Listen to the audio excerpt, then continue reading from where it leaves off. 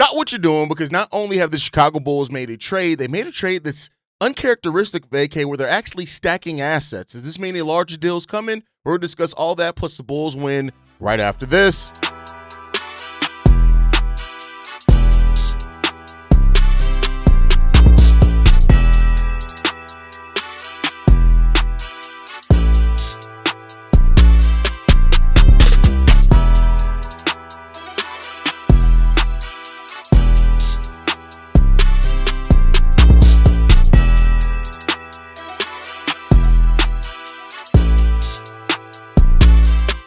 What's going on, Bulls fans? Welcome to another episode of Chicago Bulls Central, your number one spot for everything Chicago Bulls related. I'm the host there, Haize, but more importantly, you guys can follow the channel at Bulls Central Pod on every social media platform we happen to be on. With that said, let's go into this content for today, y'all. And AK has done something that he hasn't done a lot in his entire Chicago Bulls career. He's now been the third team in a trade to acquire a new player. The Chicago Bulls are acquiring Dario Saric and 2 second-round picks in a 3-team trade that they're not even the main trade in. This is something that we've not seen a lot of. The Cleveland Cavaliers are trading DeAndre Hunter to the Sacramento Kings for DeAndre Schroder and Keon Ellis, sources tell ESPN. But the Bulls are acquiring Dario Saric and 2 future second-round picks in this trade. This, like I said, uncharacteristic for the Chicago Bulls in the sense that they have to waive Jevon Carter to complete this trade, but they are being the third team in a trade to acquire more draft picks. This puts me in the mindset that the Chicago Bulls maybe, and I say maybe, we'll see what happens here, but they may be stacking the deck to make a larger trade, which will require the 2 second-round picks. Does this mean they could reroute those second-round picks to try to get somebody like Yves Missi? It's definitely possible for the Chicago Bulls, but they're acquiring Dario Saric, who's in the last year of his contract, that's paying him $5.4 million. So this isn't a huge trade. I don't want to oversell the trade or anything like that, but this is the Chicago Bulls using their expiring contracts, using their cap space to acquire more assets. We have seen AK not really value second-round picks over the course of his NBA career. Of his time running the Chicago Bulls. So stacking the deck with more second-round picks, to me, for a front office that just has not valued second-round picks for a lot, could be stacking the deck for another trade that's coming down the line. Dario Saric on the season so far has only played in 5 games, averaging 1 point per game. So this is not them acquiring somebody who was a former solid backup center over his career. They're not acquiring him, I don't think, to come in and provide anything that,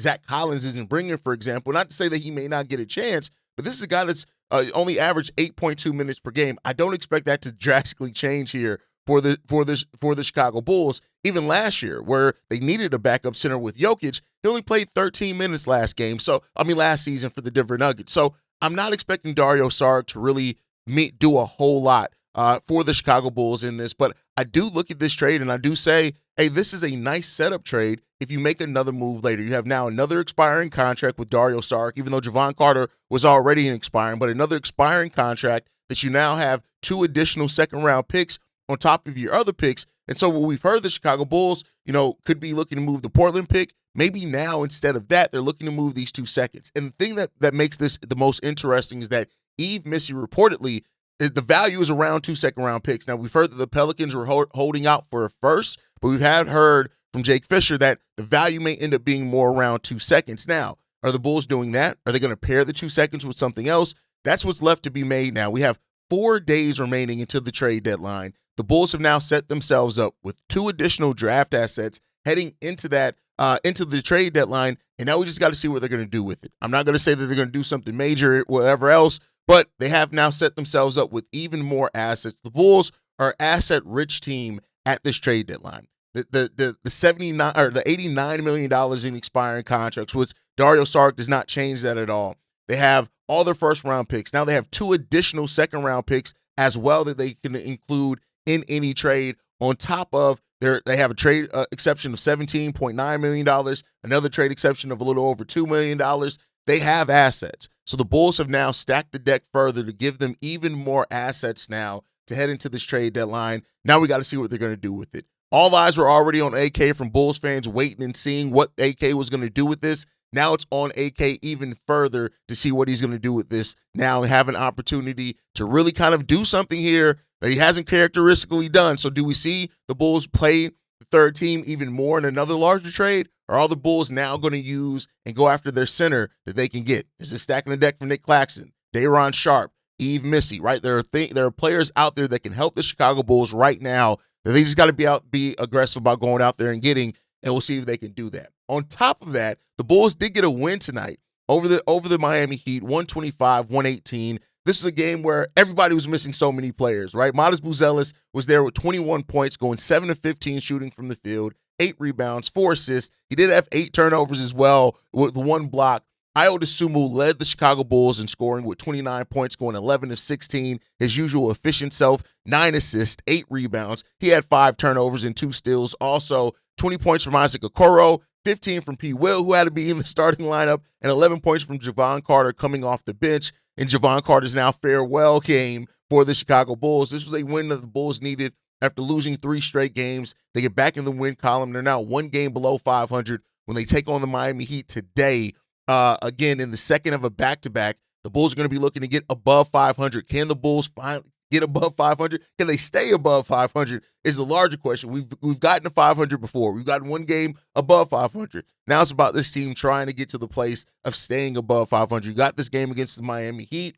Then on Tuesday, you got the Milwaukee Bucks. Then on Thursday, you got the Toronto Raptors, followed by the Denver Nuggets coming up on Saturday. So it is a very stacked schedule here for the Chicago Bulls. Get that game against Milwaukee without Giannis that hopefully you can get a dub in.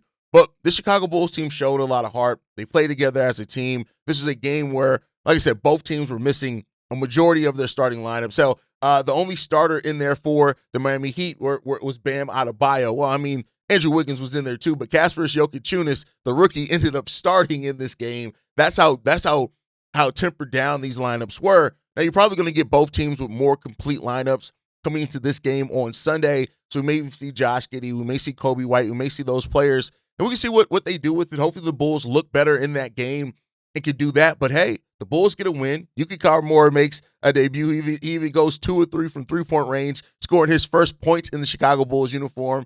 Of course, after going down with injury and getting shut down there for a little while, he makes his return. But the more important thing, hey, Mata stepped up when we need him. Ayo stepped it up when we need him. Ayo showing that he can be a starter in this league as well, even though the competition wasn't the best. But no, this is leading to a trade deadline where, the Bulls may have to decide between Kobe White and Ayo Dosunmu. That's been a lot of the talk around the Chicago Bulls, is that are they really kind of looking at moving off of one of those guys? And if they are, this could be a promising game in regards to get that done. But we'll see what the Bulls line up. This is just the breaking news episode. Don't worry. We'll still have the full mailbag coming on later on in this morning where we'll get into your thoughts. But like I said, for right now, I'm actually excited about the Bulls, man.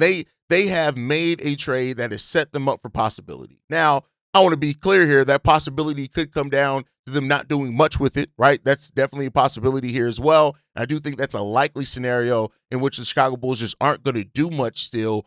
But hey, AK's cooking. He's brewing something up right now. I'm gonna wait my patience. The Bulls got to win today, which of course always feels a lot better. But now let's see what the next step is. Can we get another win against Miami Heat? And is an even bigger trade coming? A lot of people were speculating with the number of players that the Bulls were sitting out that a larger trade was coming down the road. And I think this is setting up something big for the Chicago Bulls. But let me know. Well, possibly setting up something big. I don't want to set the table and get you guys to expect something that may not happen. But AK has done what he can do at this point, and that is he has set himself up to make some moves. Now, do the Bulls actually go out there and complete it? That's what remains to be seen for the Chicago Bulls team. But let me know your thoughts down below. Let me know, what do you expect now, something bigger to come for the Chicago Bulls down the road? How do you feel about the Bulls getting the win in the manner they did against the Miami Heat? And how do you feel about coming into tonight's game? Let me know all of that down below. This trade may not be flashy, but it could be telling. Sario is in, Jevon Carter is out, and we've added 2 second-round picks to our asset total that can be used at this trade deadline to get the Bulls something that they need. The real question isn't just what happened, it's what happens next for the Chicago Bulls. Make sure you guys subscribe to the channel, turn on notifications so you never miss another drop as well. You can follow us at Bulls Central Pod. You can send us any feedback, questions, comments, concerns, bullcentralpod@gmail.com. And lastly, if you want to leave a text message and our voicemail for the mailbag, the number to do so, 773-270-2799. We're the #1 spot for everything Chicago Bulls related, but that is thanks to you, lovely and beautiful people. And like I like to end every episode on, go Bulls. Love you guys. See you right if you can, y'all. Peace. This has been a presentation of the Breaks